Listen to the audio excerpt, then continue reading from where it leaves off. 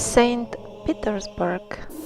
Gigantic megaliths that shouldn't be there if the history in the textbooks is correct. And palaces of celestial beauty. Some of the statues are of such a quality that they are as if alive. Even the stitches on the clothes of these girls are visible. Ramnis Zavizaisius is a specialist in working with particularly hard varieties of granite and other hard stones. He's got 20 years of professional experience, and he shared his following observations on the artifacts that are all around and in this vast complex of palaces in St. Petersburg. He said, "Let me drop dead right now and here if this was made with any simple tools. Many of the items that I see can be replicated nowadays only with the use of 3D printers."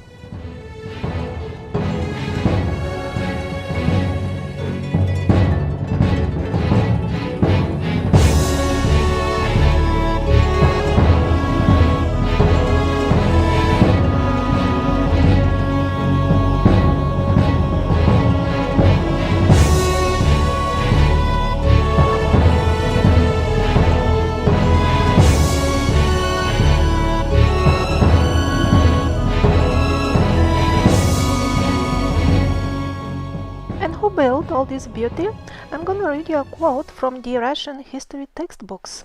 "Those simple chaps, dressed in torn clothes, did not need any measuring instruments. All you need to do is to just show them a sketch, and they would make an amazing copy just like that." Despite the freezing winter temperatures, that is 13-15 degrees below freezing point, they would continue to work even during the night. They were truly amazing primates, oh pardon me, workers, and would hold, that means in the freezing night-winter conditions, the lanterns in their teeth and work at night, climbing on the ladders and doing their work diligently. Even laymen would manufacture masterpieces of fine art. And moreover, as we are gonna see later on in the episode, those laymen would make these masterpieces in a style that they have never seen or heard of before. And another masterpiece, this time of the heights of that could be reached by the human stupidity. There was no contemporary uniform system of measurement. That is why the builders were relying on their intuition only. They are offering us to believe that all this beauty was made by laymen who had no prior education or even never had a glimpse of this style of building, as we'll see in the official history afterwards. And they did it without even a measuring system. Look at all the details of various components made of different materials. How did they fit together if there wasn't a single and amazing engineering plan behind? And also, why would you hold your lantern in the freezing winter temperature with your teeth when you can just hold it with your tail? It's so much easier.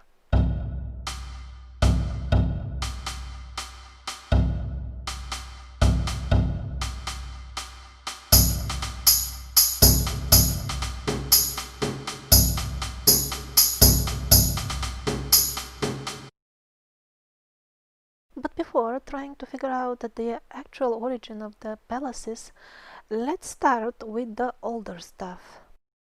In a nature park in the outskirts of St. Petersburg, there are remains of something very huge, some sort of megalithic complex. Although it has been designed to blend with the natural surroundings, it cannot be denied that this is a creation of intelligent beings because at places still the cement or whatever binding material was used is visible between the stones, and also there are too many stones that are with a regular shape and too many right angles, along with the irregularly shaped ones. Many of the stones in these megaliths are so gigantic that the mainstream historians realize how ridiculous would it look to blame it all on the monkeys again, and that's why they prefer to pretend that these megaliths don't even exist. And like all other megaliths of very similar style in this area, Hyperborean area I call it, they have been subjected to a terrible destruction. They did not fall down because of earthquakes.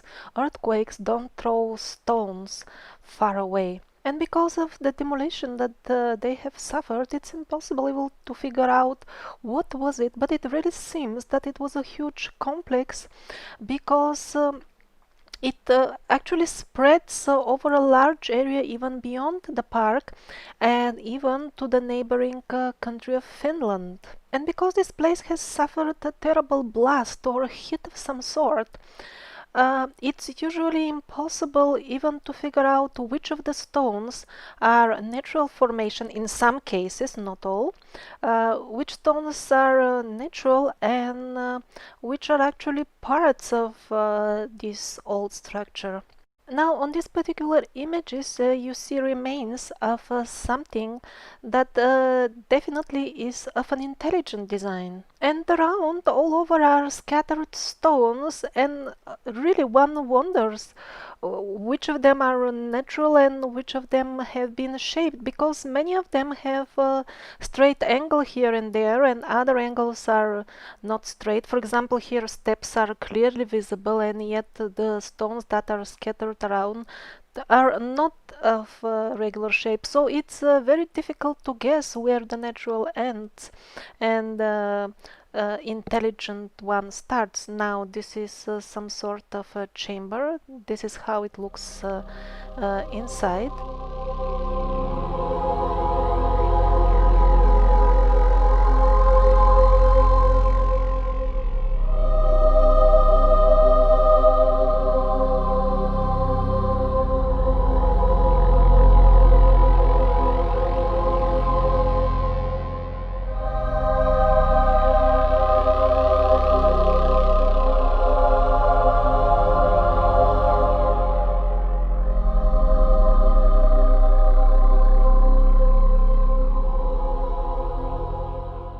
There is this huge boulder with perfectly leveled front face, and then on it there are two symmetrical holes where it appears as if the stone from inside has melted and blasted out and has formed two perfectly regularly shaped small caves of same size and symmetrical to each other.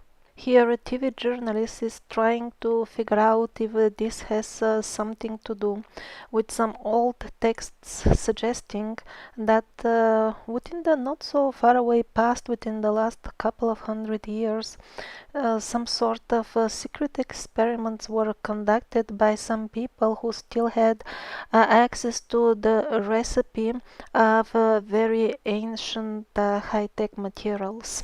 More sensitive people experience sharp and immediate headaches as soon as they step in these caves, and this TV journalist happened to be one of them. He couldn't even properly report from inside the caves as he was planning to do, because he had to step out immediately due to sharp piercing headache. He said that he felt that hammers are hitting him on the head immediately as he entered. Now, some people who have been there claim that remains of megalithic walls continue for miles and miles. It is not very clearly on the footage they took. It's really not taken with consideration of the viewers. Unfortunately, the videos available are of very poor quality in terms of keeping in mind the viewers that would watch your video. They just tell things but show very little on the footage, or usually show it from far away in such a manner that one cannot figure out what is actually on the ground. But they have been there at a very opportune time. What I mean is that the summer everything is overgrown with greenery. In winter it is covered with snow, so one has to pinpoint exactly this slim period in between the two, when the rocks are more or less exposed, and they have done this, and I will show some of what they have filmed for us. This is one of the examples of huge stones with still very regular shaped and many right angles.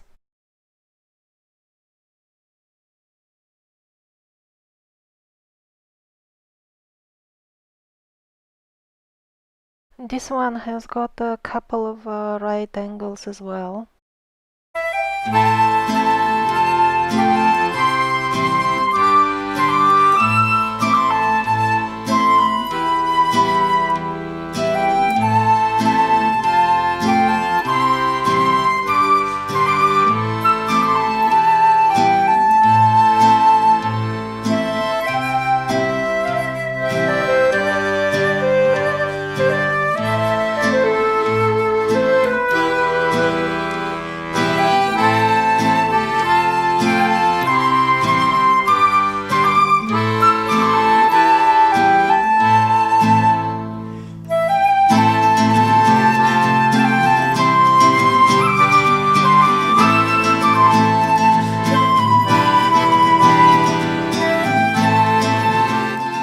The compass starts behaving in a strange manner near this place, and shows a deviation of 60 degrees when one is in few meters distance of this formation.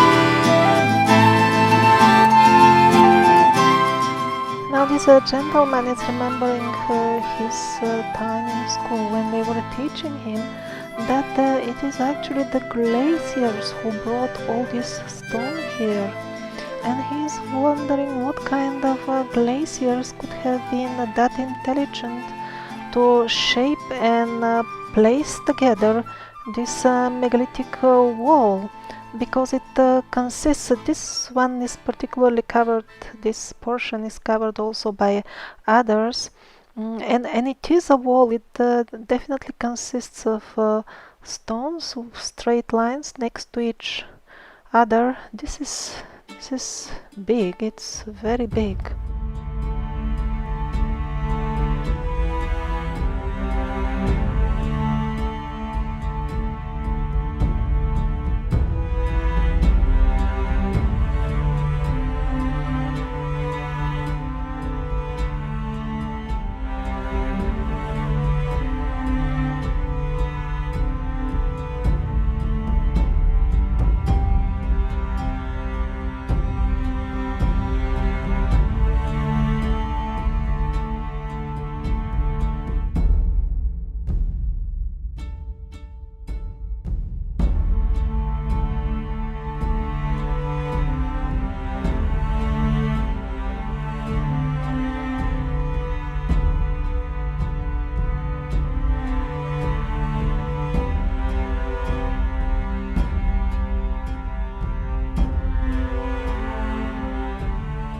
This particular stone would be 13 by 2 meters, its face I mean, and this one is surely part of the megalithic wall, because in this section even the cement is still intact in between the stones, so this is surely not a natural formation.